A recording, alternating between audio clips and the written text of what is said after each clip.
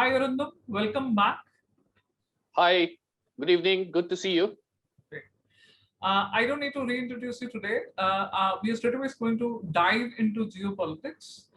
As I've come to understand geopolitics, it's not something like people generally think it's something related to a conflict zone or turbulence somewhere in the world. It's an everyday thing. Everybody should be aware of it. And as an Yes. educationist, I believe it should be part of the curriculum as well, which it's sadly not yet, right? So, first question to you simply, what is geopolitics and how did this term originate? Okay. Geopolitics could be a little, tricky to define. However, if I were to speak strictly theoretically, it could be called the primacy of geographic influences on a nation with respect to its international affairs and politics. Okay, which means this is being predicated on three things. Number one is the nation's geographical positions and features. Number two is whether it uses as analytic tools as a part of its statecraft. And number three is the results of that. So these are the three, primary considerations as far as the definition of geopolitics is concerned. Rudolf Gehlen was the one to coin this term. He was a political scientist from Sweden who incidentally had a huge amount of influence on Germany during the two world wars.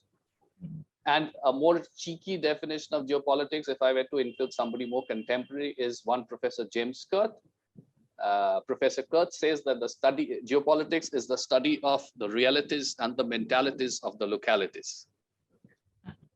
Okay, so between, if you look at it that way, between geopolitics as an extension of geography to geopolitics being the study of the mentality of people. So from geography to mentality, there's a lot of ground that it covers actually.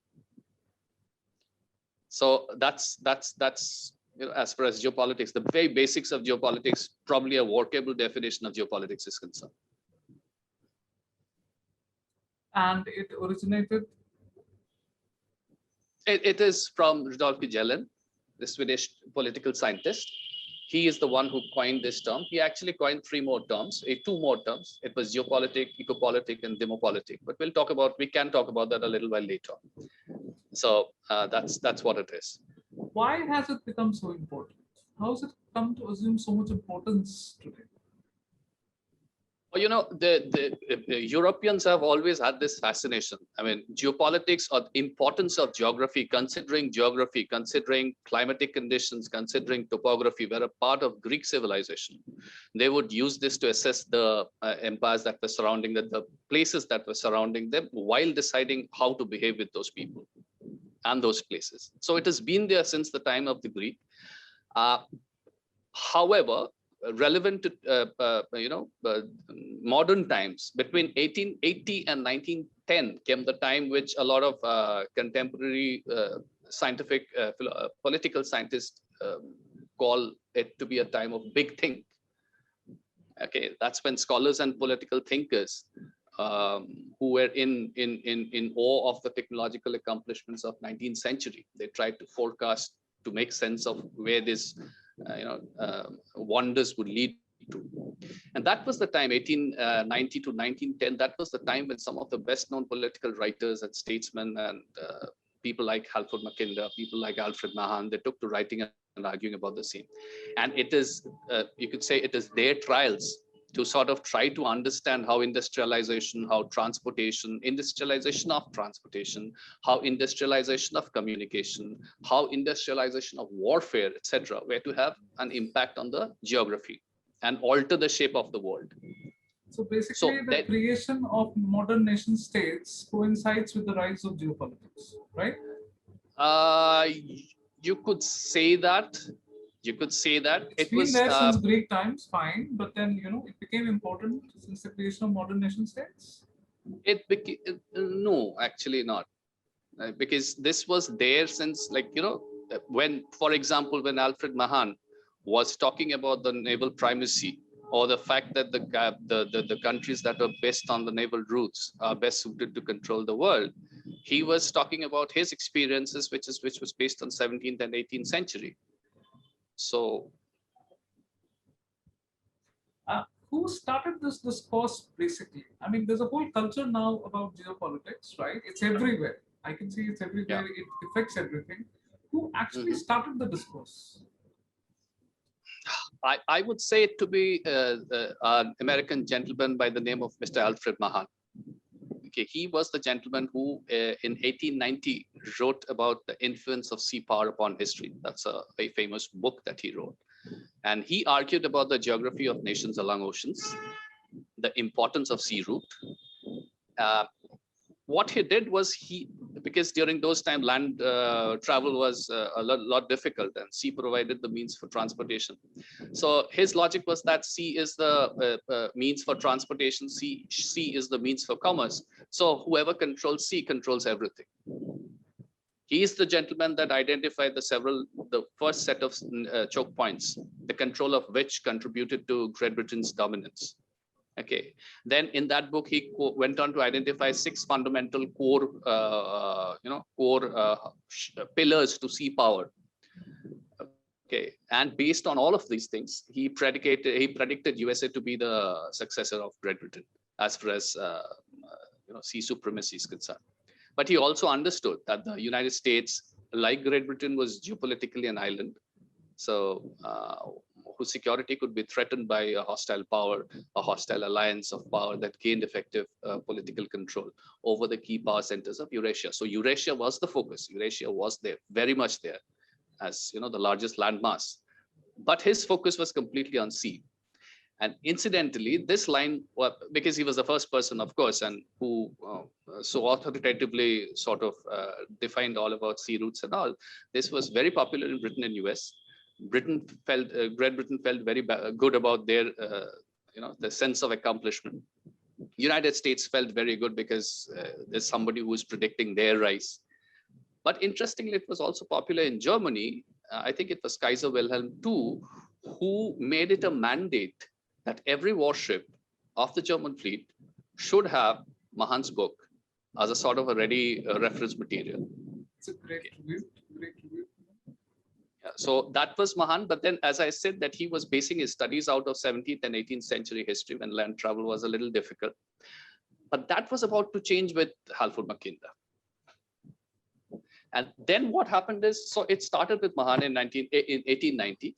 Then came Halford Mackinder. Mackinder sort of turned this theory upside down in 1904 when he presented his paper, which was called The Geographical Pivot of History. Okay, so Mackinder considered a huge part of the Eurasian landmass. Now, if I'm sure we would be showing a map, but that Eurasian landmass part is like if I start drawing a line from Afghanistan and I put a diagonal line from Afghanistan straight to the easternmost part of Russia, Kamchatka and Vladivostok, and then I cover the entire north of Arctic, and then I bring that line up straight to where Russia ends in Europe. And then I start drawing drawing another line to connect it back to Afghanistan via Caspian Sea and Black Sea, the Caucasus. This entire area was Mackinder's pivot area.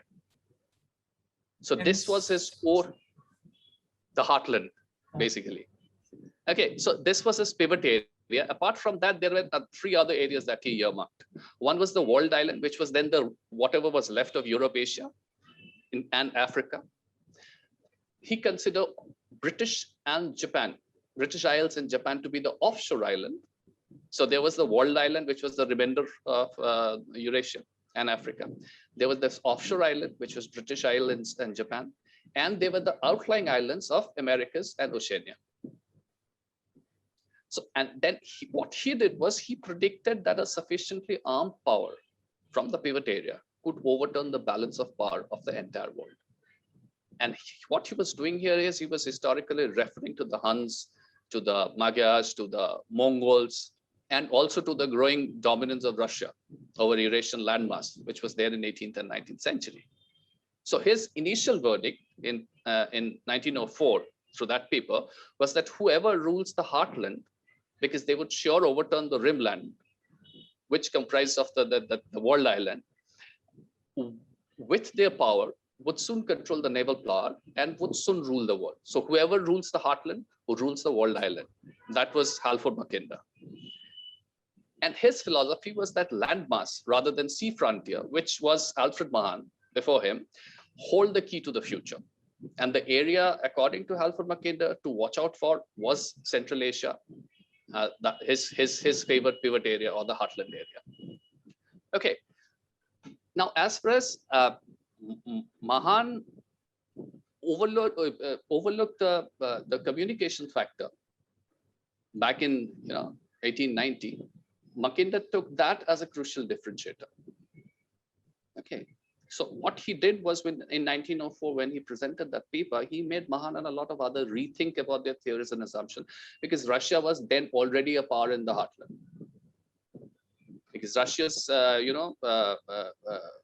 predominance started towards the 18th century, when they started getting stronger and stronger in Central Asia, and they started getting stronger in Samarkand and Bukhara and all of these places. Interestingly, what happened is when USSR dissolved, when Soviet Union collapsed, Mackinder gained much traction in all the erstwhile Soviet republics. So suddenly, you had geographical pivot being translated into Kazakhstan, being translated into in Uzbekistan, being translated in Kyrgyzstan, because all these people suddenly discovered that, hey, we are pivot areas of Alfred Mackinder. We are important. So he literally legitimized this whole game as far as Asia was concerned with Heartland. But the story doesn't end here.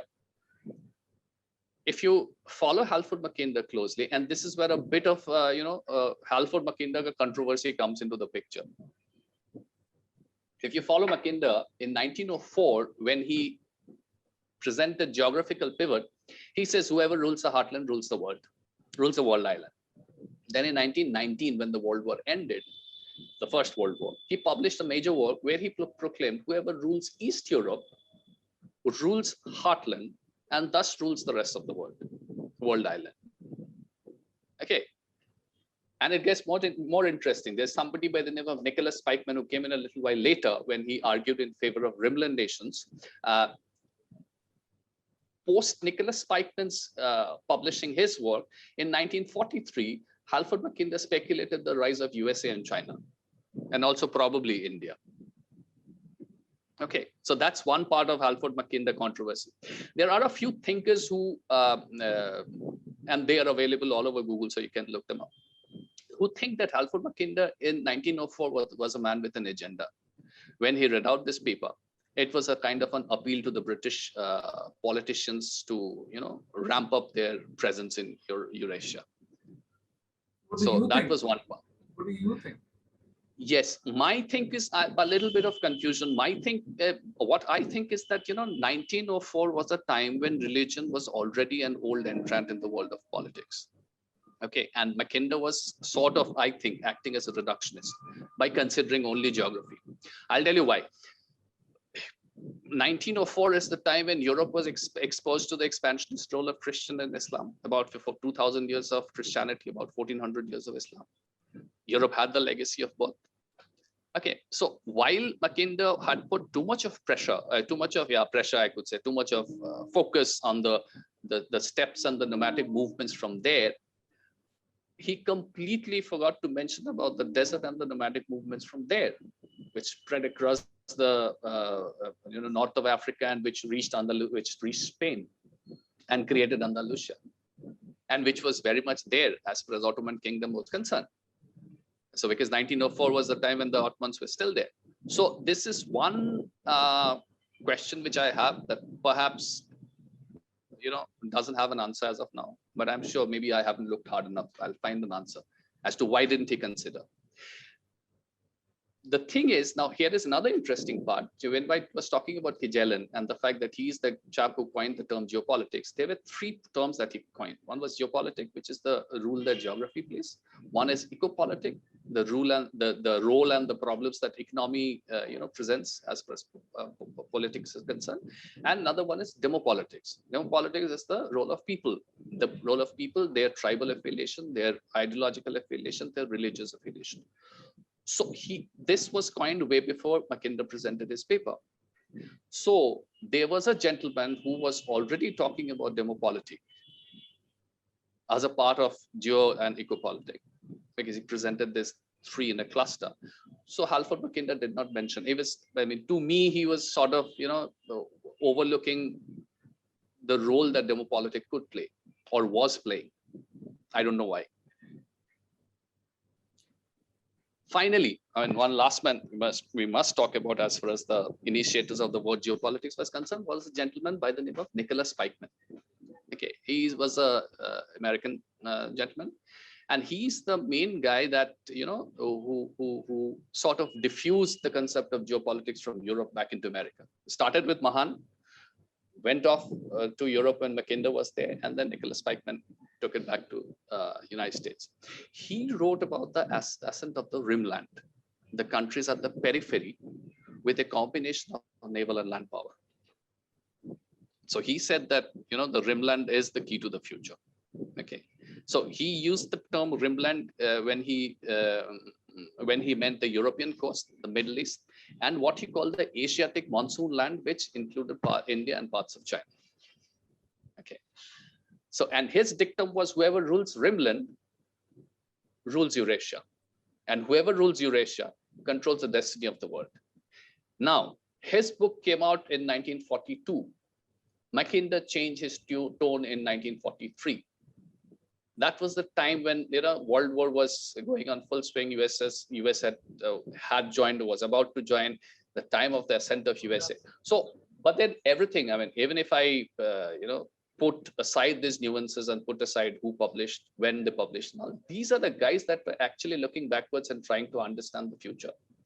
Their bold predictions still stand today, and it is Mahan's sea power, which is still considered to be, something which need not be. How shall I put it? I mean, you are a genius if you discover something or if you invent something, and that is so good that the design doesn't change. So Mahan's sea routes and the importance of sea route, that design hasn't changed. Heartland is still very, very important to a lot of global powers. And rimland is again very important. So these are the guys who sort of, in a way, created the classical geopolitics theories that we still depend a lot on even today. So that's about the first three guys on my list. As an aside, no Indians? Because I'm interested in Indian geopolitics. When did they catch on? It's just an aside question. Sorry? As an aside, a question on the side. When did our Indians catch up with this? No Indian geopolitician? Political scientist? Geopolitical? Not that I know of. There are a few diplomats who have a few good books that they have written. But matching Mahan or No. Perfect. Okay, geopolitics, as you summarized it, it's not always been viewed under a good light. Why is this so? Can we understand a little bit about that? Why is it not viewed in a good light? Okay, now this is interesting actually. What happened is that Rudolf Kennen, the Swedish scientist, the chap who coined geopolitics, there was another gentleman by the name of Ratzel, and his concept was Lebensraum. That state is a living organism and it has to expand. And if you are expanding, you are growing, you are alive. If you're not expanding or if you're shrinking, then you are dead. So Kejellen's three politics, geo, eco, and demo, and Ratzel's Lebensraum, they were interpreted by Haushofer, von Bernhardi, etc., in a way that impressed Hitler so much that he started holding the concept of this expansion of state very dear. Okay, so there was this idea that was then again held on by many geopoliticians of West, people who were interested, that geopolitics was a precursor to national socialism, Nazism. So that was one bad rap with geopolitics got. Then in 1945, when the bombs were dropped on Hiroshima and Nagasaki, then suddenly the geographical constraints started looking irrelevant. Flying bombs, flying missiles, flying planes. So there's no need of geography anymore. So there again came a section of people which sort of said that, okay, geopolitics is gone. Abhi nahi chahiye. Then again in 1990, post-Berlin Wall, you had the likes of Francis Fukuyama and all writing about end of history. So again, people thought that it's going to be one unipolar world and a happily ever after life after this, and there would be no, reason why we should be interested about geopolitics. So geopolitics has been coming and going with time, but each time it returns stronger. each time it returns stronger. So a couple of names that I would want to take here, guys who brought geopolitics back into the picture. George Kennen. That was my next question. How did it return? Yeah. Go on. Okay. So Kennen was the guy who brought it back in the 40s through a series of lectures and through a couple of articles. I think 2 articles and 6 lectures, if I remember correctly, about the urgency to ensure that no single country, no single state, no single power remained in control of the entire Eurasian landmass. And he was afraid that USSR was being primed to achieve that.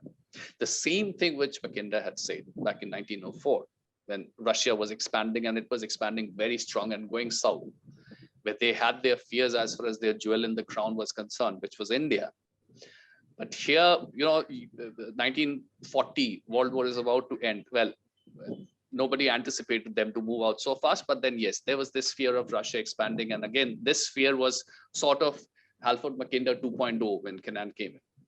So what he did was, but then he was a US guy. So what he did was he urged the US to keep their focus on the peripheral rimland states to balance out the single threat of USSR. So he was sort of brought back the classical Mackinder, Mahan geopolitics back. There's another gentleman whose name, a controversial guy, Henry Kissinger. Okay, he is the guy who was absolutely, absolutely confidently using the term geopolitics when everybody was a little, would think twice before using the word. He's the guy that influenced Nixon. He's the guy that made way for ping pong diplomacy. He is the guy that talked about triangular diplomacy, where he said that we should remain close to Russia and we should remain close to China, so close that they're not that close with each other. Okay, so and this was all again predicated on the classical geopolitical theories of Heartland, Rimland, Axis, control, so on and so forth. Then you had our Brzezinski. Okay, yes. Dr. Zedpik, the grand chessboard guy, who's the guy who cascaded this mess in Afghanistan. I think we should keep that for a separate chat session. But just go on a little bit. Brzezinski wanted to give Russia their Vietnam. Okay, so there was this elaborate plan to pull Russia into a war that Russia couldn't, Soviet Union couldn't win. Soviet Union walked into the trap. They entered Afghanistan. Then comes Joan Herring, then comes Charlie Wilson, then comes the Mujahideen, then you open the floodgates, it becomes a religious jihad. You know what had happened. But this entire thing was, well, it hasn't been charted out, but we have reasons to believe that he was the guy behind it, Brzezinski. And when asked about it, definitely needs a separate episode. Yes, we should chat up.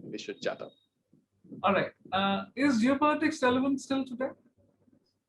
Oh yes. On its own, if I talk about just the geo part of geopolitics, it's probably not so relevant, partially relevant probably. But if I combine it with ecopolitics and demopolitics and technopolitics also perhaps. So today the new word is realpolitik. So if I can interchange geopolitics and ecopolitics to my convenience, then it is very relevant. Now the interesting thing here is George Friedman, another guy who I read a lot. Just 1 second. Friedman says that geopolitics is an assumptive model. Okay, it assumes 3 things. Number 1 is that people must organize. So there must be politics there. Number 2 is that these people, these players are rational. And number 3 is the unit under which they organize is a nation. Okay. Now, the unit that these people organize should be a nation. is an idea that probably comes from the fact that we, the guys that were born in the last century, we were born at a time when nation used to be important. Okay, so these are the three assumptions on which he models geopolitics. Now, let us look at the places where these assumptions have gone fluid, a little fluid. Okay, people still rally, people still organized, and there is still politics. But if you consider this politics to be always rational, look where that has got you to. If you talk about the social justice warriors, if you talk about the cultural Marxists, I'm sure you would have better speakers here in the show to talk about them, but they could be a good argument against rationality of organizing under a banner. If you consider religion, if you think about a Chechen who's sitting in the somewhere in the snowy mountains of Caucasus, he is following a religion which is from desert. So if you consider a Bengali trying to catch a fish somewhere in the Delta Islands of Sundarban, he's also probably following a religion which is from desert. If you follow commerce, and especially the factor in globalization, then the framework becomes all the more fluid, because globalization model thrives on a borderless world. So you have commerce which thrives on a borderless world. You have religion which doesn't consider borders to be sacrosanct. You have ideologies like cultural Marxism and all, which don't consider border to be sacrosanct. So what is happening is that the idea of a nation as a unit suddenly takes a hit. So in one nation, then you can have different kinds of people. Okay. And, then this becomes a liquid model. So like I have to borrow from Zygmunt Bauman once again, but then this becomes a liquid model. So then forces like globalization, forces like cultural Marxism, forces like tech disruption, forces like religious proselytization, they all act against the nation as a unit, if I consider nation to be a unit. So suddenly, I mean, if I consider those three assumptions of Friedman, where the third point is that the unit of people organizing themselves is nation, then suddenly the concept of nation is suddenly not that dominant anymore. And then there are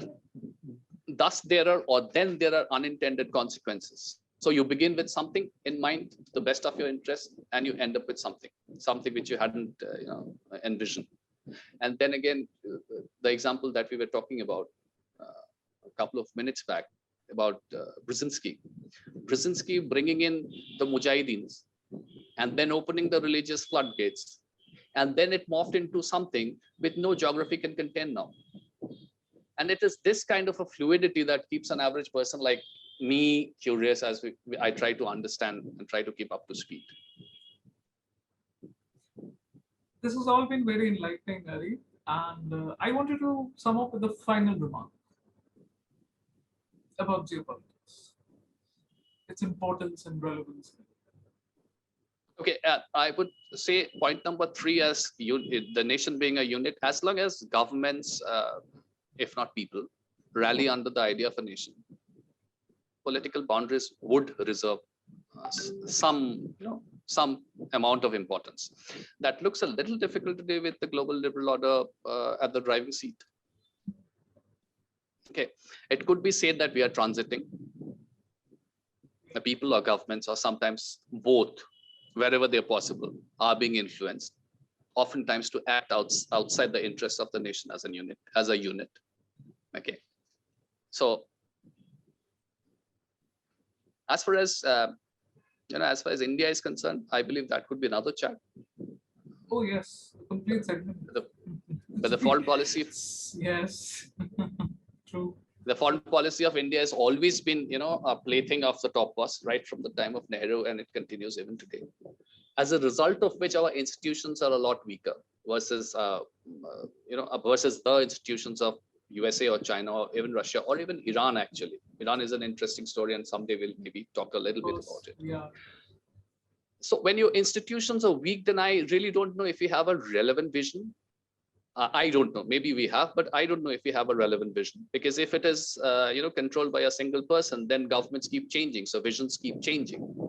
Okay, so now, vision becomes extremely important to create that space in international arena.